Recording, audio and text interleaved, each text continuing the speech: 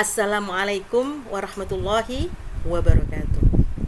Bertemu lagi dengan Bu Ati pada mata pelajaran Tarikh Islam, melanjutkan tentang kisah Nabi Ibrahim minggu yang lalu.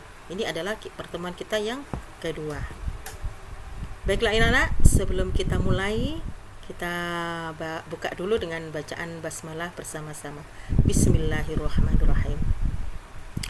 Pada pertemuan pertama kemarin Bu Ati menceritakan tentang keadaan masyarakat Babilonia sebelum Nabi Ibrahim lahir, sampai pada Nabi Ibrahim kecil yang diberi kecerdasan oleh Allah Subhanahu wa taala. Nah, selanjutnya Nabi Ibrahim itu terus menyerukan kepada rakyat Babilonia, kepada ayahnya untuk kembali menyembah Allah Subhanahu wa taala, percaya dengan yang gaib, hari pembalasan serta adanya surga dan neraka. Tapi tetap mereka tidak mau mengikuti ajakan Nabi Ibrahim. Bahkan Nabi Ibrahim diusir oleh ayahnya. Akhirnya pergi ke Baitul Maqdis. Suatu saat raja yang berkuasa, siapa kemarin? Raja Namrud bin Kan'an, itu bersama rakyatnya pergi ke lapangan untuk mengadakan upacara suci. Nah, ini otomatis Babilonia sepi, tidak ada orang, sepi sekali. Akhirnya Nabi Ibrahim kembali ke Babilonia untuk menghancurkan semua berhala. Tinggal berhala yang paling besar yang disisakan. Nah, kapak yang dipakai untuk menghancurkan itu dikalungkan di berhala yang paling besar yang tinggal satu itu. Nah, setelah upacara selesai, Raja Namrud dan rakyatnya kembali ke Babilonia dan kaget melihat berhala-berhala mereka hancur semua. Hanya tinggal satu yang tersisa. Langsung Raja Namrud menangkap Nabi Ibrahim. Nah, Nabi Ibrahim ditangkap, dihadapkan kepada Raja Namrud. Kemudian terjadilah dialog antara Nabi Ibrahim dengan Raja Namrud. Wahai Ibrahim, kenapa kau hancurkan berhala-berhala kami? Nah, Nabi Ibrahim ini tidak mau mengaku. Beliau mengatakan, bukan aku raja yang menghancurkan, tapi berhala yang paling besar itu yang menghancurkannya. Bisa dilihat ada kapak yang berada di leher berhala besar itu. Nah, dijawab seperti ini, Raja Namrud tertawa. Mana mungkin berhala bisa menghancurkan berhala? Berhala itu tidak bisa bergerak. Ini tidak mungkin terjadi. Ini pasti kamu. Melihat raja tertawa seperti itu, akhirnya Nabi Ibrahim membalas.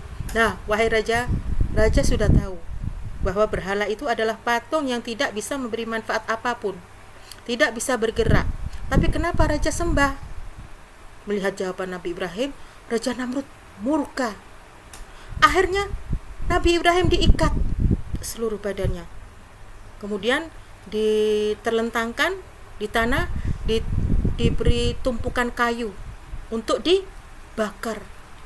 Nah, inilah salah satu mukjizat Nabi Ibrahim. Kenapa? Karena saat api membakar Nabi Ibrahim, Allah perintahkan api untuk menjadi dingin dan menyelamatkan Nabi Ibrahim. Ini tertera di dalam Al-Quran surat Al-Anbiya ayat 69. Ya, yang berbunyi A'udzu billahi minasyaitonir rajim. Bismillahirrahmanirrahim. Qulna ya naru kuni bardan wa salaman ala Ibrahim. Shadaqallahul azim. Hai api, jadilah engkau dingin dan selamatkanlah Ibrahim. Nah, setelah api itu menghilang, kemudian keluarlah Nabi Ibrahim dengan kondisi tubuh yang tidak terbakar api, tidak ada bekas api sama sekali. Inilah mukjizat Nabi Ibrahim, yaitu tidak mempan dibakar api. Melihat seperti ini pun rakyat Babilonia ini masih tetap pada pendiriannya, tidak mau menerima ajakan Nabi Ibrahim untuk menyembah Allah, kembali menyembah Allah. Nah, Nabi Ibrahim bersama istrinya akhirnya pergi dari Babilonia, pergi ke Palestina dan melanjutkan perjalanannya ke Mesir. Ya, saat itu Nabi Ibrahim beserta istrinya, Ibu Sarah, ini sudah tua. Ya, siapa namanya istrinya? Ibu Sarah. sudah tua, belum dikaruniai seorang putra. Akhirnya ibu Sarah meminta untuk Nabi Ibrahim untuk menikah lagi dengan budak yang dihadiahkan dari Raja Mesir. Ya. Kemudian menikahlah Nabi Ibrahim dengan Ibu Hajar. Ya. Ibu Sarah ini ibu yang pertama, Ibu Hajar ibu yang kedua. Ya. Kemudian dari Ibu Hajar lahirlah seorang bayi yang diberi nama Ismail. Ya. Setelah agak sekian lama, Ibu Sarah pun melahirkan seorang bayi yang diberi nama Ishak. Ya. Ini dari Ibu Hajar, ibu yang kedua, ada putranya diberi nama Ismail. Ibu Sarah juga melahirkan, diberi nama Ishak. Ya, Nabi Ibrahim mendapatkan gelar Abul Anbiya, bapaknya para nabi, karena dari Nabi Ibrahim banyak lahir-lahir para nabi dan rasul. Selain Abul Anbiya, Nabi Ibrahim juga mendapat gelar Khalilullah, nabi yang mencintai Allah. Ya. Berikutnya adalah Nabi Ibrahim mendapatkan wahyu dari Allah untuk membawa istri dan anak-anaknya, istri ibu yang kedua, Ibu Hajar dan Ismail, pergi ke Mekah dan meninggalkan mereka berdua di tanah yang tandus, gersang, tidak berpenghuni. Suatu saat Ibu Hajar ini kehabisan bekal, melihat Ismail kecil yang menangis-nangis untuk meminta minum. Ibu Hajarin lari dari Bukit Sofa ke Marwah, belum menemukan air. Tapi atas kuasa Allah, Ismail kecil ini menghentak-hentakkan kakinya ke tanah dan keluarlah air yang diberikan nama Zam-Zam. Berkumpullah gitu ya. Ini ujian Nabi besar lagi datang kepada Nabi Ibrahim adalah mimpi menyembelih putranya bernama Ismail. Tapi kemudian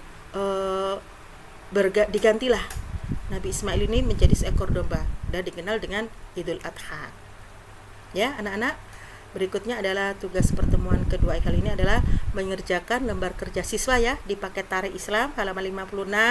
Nah, untuk memudahkan dibantu Bu Wati ya, diblok dengan pensil warna.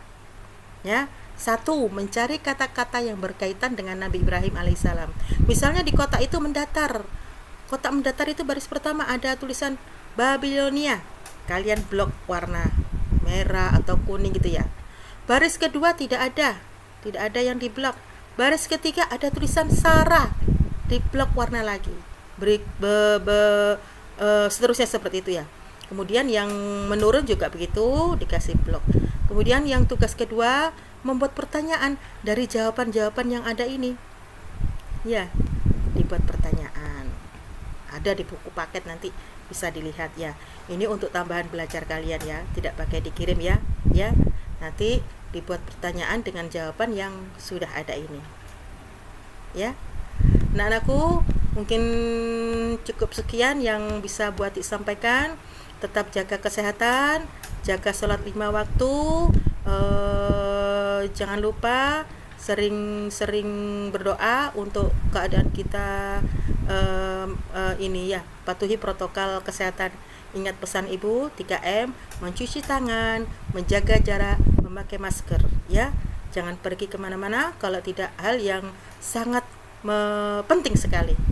Ya anak-anak ya. Ingat, nasrun minallah. Wassalamualaikum warahmatullahi wabarakatuh.